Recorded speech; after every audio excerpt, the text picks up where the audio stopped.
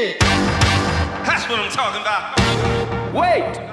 Okay, now, from the beginning. Hit it, boys. Welcome to Higher Ed Pulse, your Monday morning energizer covering insights and trends in higher ed marketing and enrollment. I'm Mallory Wilsey, bringing over 15 years of ed tech and marketing expertise to your earbuds. And I'm Seth Odell, joining the Pulse with my own adventures from leading marketing at top universities to founding Kanahoma, one of the industry's fastest growing digital marketing agencies. Each week, we bring you the kind of insider insights you typically only find over cocktails with your pals at a conference. It's fast, it's fun, and it's designed for you, the busy higher ed professional. You're not just listening to another podcast. You're checking the pulse of higher education. Higher Ed Pulse is part of the Enrollify Network, a robust collection of podcasts designed to help higher ed professionals like you grow. Explore our other shows at enrollify.org. Enrollify is made possible by Element 451, the next generation AI student engagement platform, helping institutions create meaningful and personalized interactions with students. Learn more at element451.com. Welcome back, listeners, to The Pulse. We are here live at the AIR Show, ASU and GSV. This is an inaugural event. And across the table from me is the one and only Chris Edwards of Kanahoma. You're not Seth, my typical co-host across the table from me. Absolutely. But are you better looking? That's the question. Boy, that's a tough one. I mean, I technically do report to the Seth Odell, so I don't know. We both need sunscreen at ASU GSV. Let's just put it that way, right? And so I think I do a better job in that front. It's great to be with you, Mallory. It's nice to be here. Thanks for having me. I appreciate that you are taking time out of your busy schedule to be here, and we're going to talk about that in a moment. But transparently, listeners, it's the end of the second day. Oh, yes. And before Chris and I walked over to the podcasting zone, we pit stopped at the bar and picked up the Hazy Daisy IPAs. So just so you all know, we are sitting here drinking some tall boys. Yes. And I think it's going to make the interview better. Oh, way better. I mean, these are delicious. It's a Sunday afternoon in San Diego. It's sunny outside, and we're podcasting inside in an exhibit hall. So this makes it, Sunday-ish. Yeah. No sunscreen needed. Thank goodness. I mean, I'm already like 2 shades darker, and I've only been outside for like lunch. So pray for me. If I forget, it's gonna be bad news. Tell me more about your day. What have you been up to? Because I've been doing podcast interviews in the podcast zone. That's part of the reason why I'm, taking a refreshing beverage at this moment. Yes. What have you been up to? I'm, I think, a serial conference attender in a lot of ways. So, going to a conference and sitting at a booth, I detest in some respects. I like to stop and see some people, but I like to get out and among the sessions. And so there's been a lot of interesting things today. One of the early ones this morning was they're small chats. Like, I have so many questions. But Mr. Beast and East Carolina University, not the actual Mr. Beast, but Mr. Beast's, it said operator on the slide. They talked about that partnership with the YouTube certification that they're working on, which was really interesting. They mentioned that Mr. Beast in that setup is right near ECU, which is how they got together. And they said, we kept calling the college to want to dig up their football field and bury $100,000 inside, or fly a helicopter all over the top and drop $500,000 and have the students pick it up. And we kept saying no. And so at some point that got to the president, and the president was like, wait, maybe we should just talk to them? Like, I get that no one wants to do this. Buildings and grounds love you dearly, right? You got flowers to work with. You got graduation stuff to go on. Like, you don't want somebody digging up your stuff, but it's Mr. Beast. The other thing is that particular president has young children, which that's a bit of an anomaly to me. Like, the standard president, look and feel, don't know the president's demographics, but he said that he had an 8-year-old and a 5-year-old, which puts you squarely in understanding maybe Mr. Beast a little bit more. It's like if presidents had to watch Bluey at home or some of those other kids shows. I mean, maybe we'd have different program mixes. So that was super interesting. I also just sat in the session. There were 6 fantastic students, including one 6th grader, who talked about the ethical implications of AI in use. It was awesome. They were so great. The 6th grader, bless her, I mean, she's making games, AI as her co-pilot. Like, she was sharp. Like, all the students on that panel, bravo to you if you happen to be listening to this. Awesome. They were part of an MIT program. I think they call it MIT Future Makers, most of them. Sounds Great. accurate. Yeah. I mean, great, good opinions, split decisions on how AI should be regulated in the classroom. Should it be locked down? Like today, most of them said, hey, at school, it's academic dishonesty if you're using AI in your stuff. Valid.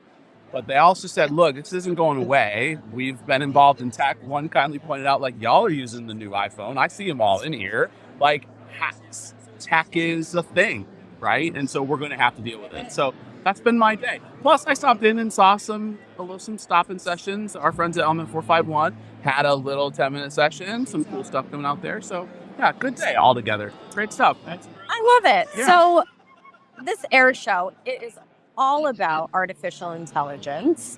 And this is such a moment, right? Yep. Just in history. Yep. And we're living it right now Yep. with hazy IPAs Yes, in yes, hand. Yes. What are your thoughts? Give me your predictions on what is going to happen in this higher ed industry around AI and why should we all care about this moment in time? I realized today that I'm a grizzled ed tech veteran. Literally. I was doing some math and I was like, I've literally been in this space 25 years now. Wow. And you don't look a day over 30. I appreciate that. I mean, true fact, I did start working at 8, delivering newspapers. So if we want to get into it, I've been at it a long time. There was no ed tech in that spot. But, walking through the hall and seeing all these small booths and looking at some of the demos, my big prediction is that this is a critical 18 months for AI in education.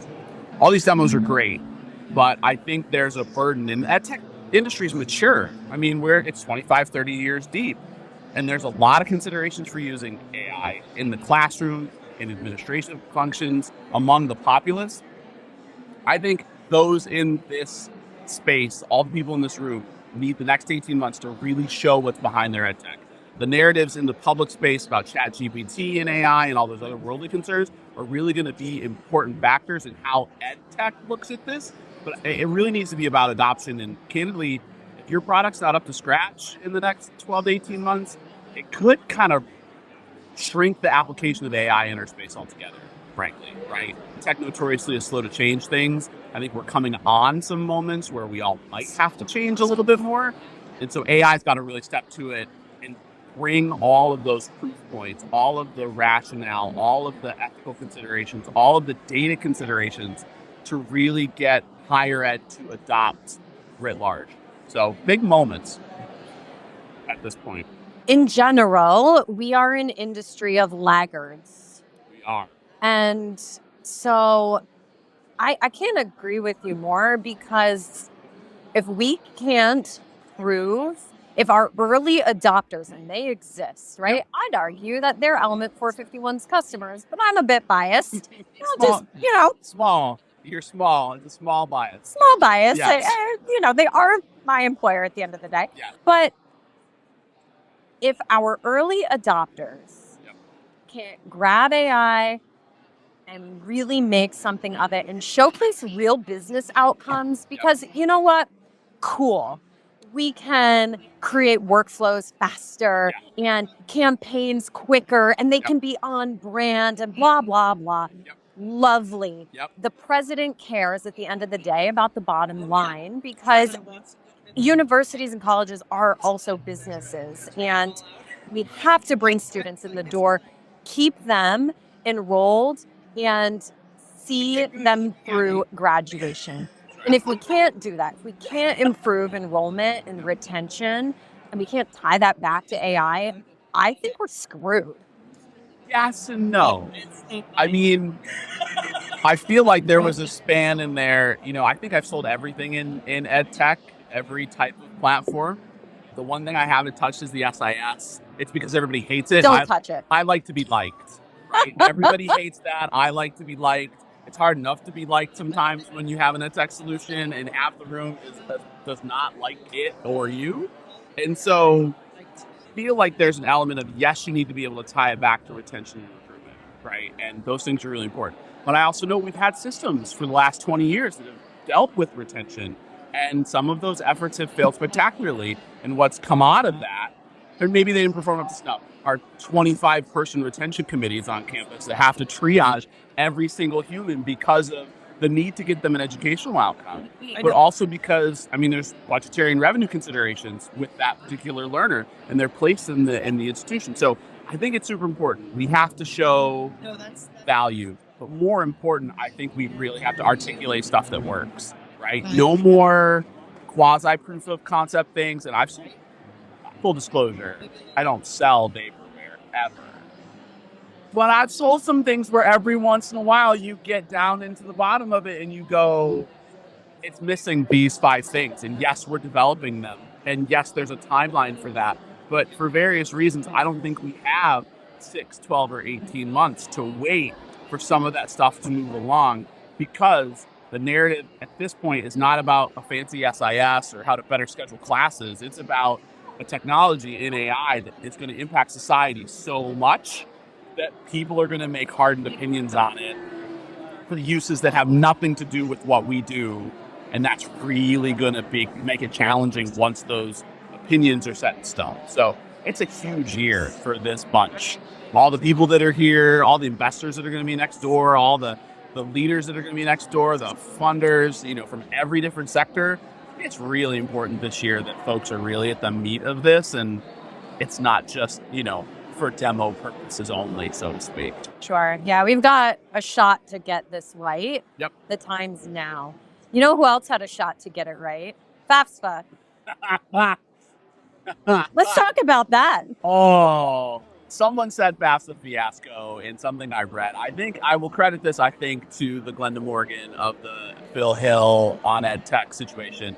Shout out to Morgan and Phil. Yeah, quite a fiasco. And I think I was personally hopeful that, look, it's technology. They rolled it out maybe when they shouldn't have. They probably should have called the good friends at Edge Cause and maybe arranged to roll this out, in the summertime, like when we do all our upgrades and stuff. Like, how many years has it been? Like, you only upgrade technology in education between July and August. Like, that's it. That's the window. And it's been that way. It's frustrated me for decades, but that's the window. And to drop this now at a critical point and then to muck it up and then to muck it up again and then to have to recut stuff.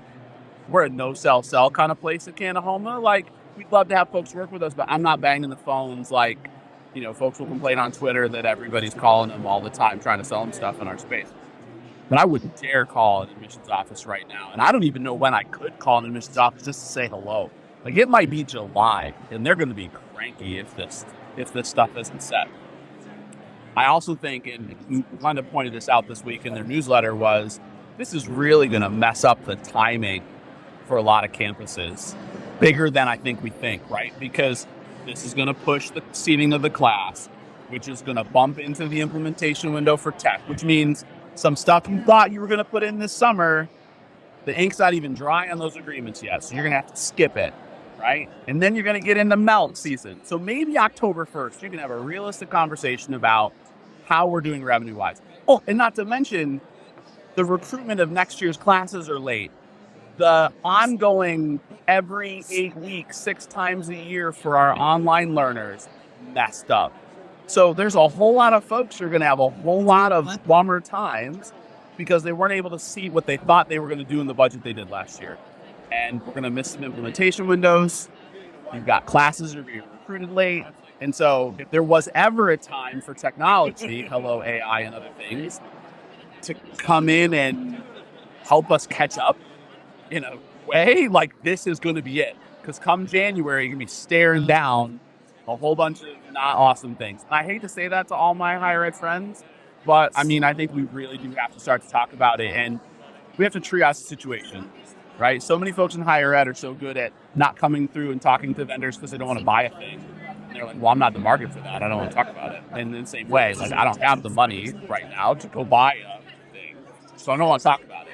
But I do think we have to have that conversation because we are such laggards and we do have such traditional times we do stuff that it's already affecting into 25, maybe even 26, which, yikes, Mallory. I need another sip of this hazy daisy. Yikes, Yikes. Chris. The back channel I'm hearing in my LinkedIn DMs is that CFOs are delaying signing Oh, yeah. because revenue is so unclear right now. Yep. So the ripple effect Yep. of this Yep. is significant. Not an awesome time to have to go to the bank these days either, right? Not great. Like, there have been times when things aren't awesome where the bank has been in higher ed's favor. This is not one of those times. And, I mean, you can't fault a CFO for not signing an agreement. But let's talk about how competitive marketing is. Seth will always say you have to spend more next year than you spent this year. This world is getting harder than ever. And it absolutely is. There are some folks that can spend their way through this, right?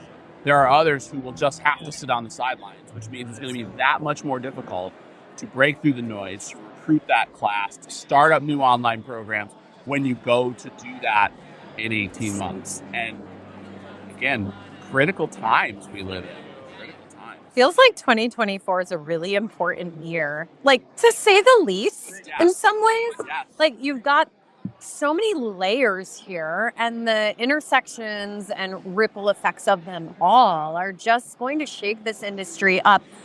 Part of this live from the Air Show series, I just spoke with the president from San Francisco Bay University. Yeah. And he started the interview with, "I am here to disrupt higher education." I was like, Nick, this is like, I wish everybody was saying that in 2024, because in a lot of ways, it feels like we're back in 2008. Yeah. And that was a time, right? I mean, let's flash back to 2008, Mallory, shall we? Shall we? Um, Take me on this journey, Chris. You know, as you remember, the economy wasn't super great back in 2008. And so, you know, I worked in the commercial space. We were chugging along, having a great year, you know, working on our education stuff. And then all of a sudden, banks seized, economy hit. You know, some folks maybe gambled away their payroll for a couple extra points of interest. And poof, 25% of your friends and colleagues just were gone, right? Not unlike some of the layoffs we've had in the tech sector this year. And what that meant for everybody else was immediately having to change and do, because goals didn't change. You had to make the end of next year. That year, the next year was already kind of set up, but you're missing so many humans. And candidly, there was no way to jumpstart any innovation at that point. Like, we didn't have all of this coming in. Higher ed really kind of got out of that unscathed in a lot of respects. Because, yeah, there was a little blip, but you were already locked in for the year by the time all that stuff happened. You know, you went through, and then grad enrollment went up, interest rates went down after all that stuff happened. So people were able to escape the job market, go back to school, borrow money at a low rate. It was a no-brainer. Costs went up. And so higher ed kind of got out of that one, I'd say, without reorganizing itself. The net was positive in terms of students and otherwise. This time, that's going to be tough. We always talk about, and I listen to all the podcasts, and a lot of great folks on your network, and, you know, folks, marketers, that are talking about how, look, we're understaffed. We have been understaffed. We can't get more staff. We need specialists to do these various things. It's hard for us to compete. And now you're saying, I don't really know what my budget is going to be this year, and then maybe in the next, and no help is coming. You have no choice but to turn to what's happening in the marketplace of AI and other potential productivity gains and really buckle in. And unfortunately, I think that we will see some adjustments. We will see some reorganizations. We will see some change. That kind of disruption that sometimes you're going to innovate into. It's like, look, we've got no choice. We absolutely have to look at all this stuff and figure out how to make it work. Chris, I can't appreciate you taking time out of your busy schedule more, because this has been a real delight. In fact, don't tell him, but I'm thinking about replacing Seth right now. I don't know. This has been fun. I mean, it's been fantastic. I can't laugh like some real Seth. I can't laugh like AI Seth. So I don't know how much fun I can be, but I've had a blast. Hazy Daisy was a help. Thanks for having me on. It was fantastic. Thank you so much. And where can our listeners find you? Oh gosh, on all the platforms, I'm Chris 3 Edwards on Twitter/X. I'm not there much. It's really just Angry Sports Takes. Same on LinkedIn. And then, of course, if you want to catch me professionally, Kanahoma.com. If you do an inquiry form, it comes to my inbox. And so Oh, dear. it's a great way to get my attention. Okay, wait. Why did you put a 3? Well, there's a lot of Chris Edwardses. There's a lot of Are there? Christopher. There are. Christopher is a very common surname. I would have never known. And Edwards too. So if you add, I have a couple stories about that. So you add those together. So 3 was a really good middle. It rhymes with my middle name, and it's a good heuristic for 3 quotes, which has really been my life in higher ed, right? So everybody's got to get 3 quotes. Got 3 minutes is a good answer time. Sometimes I got to talk in 3-second snippets. So the 3, it fits. There are some bad connotations of 3 out there. I'm all the good ones. So that's the 3. Yeah, All right. Find me. Find him, Find folks. me. Find him. Well, this was a real pleasure. Thank you so much, Chris. And friends, we'll catch you next time. Bye-bye.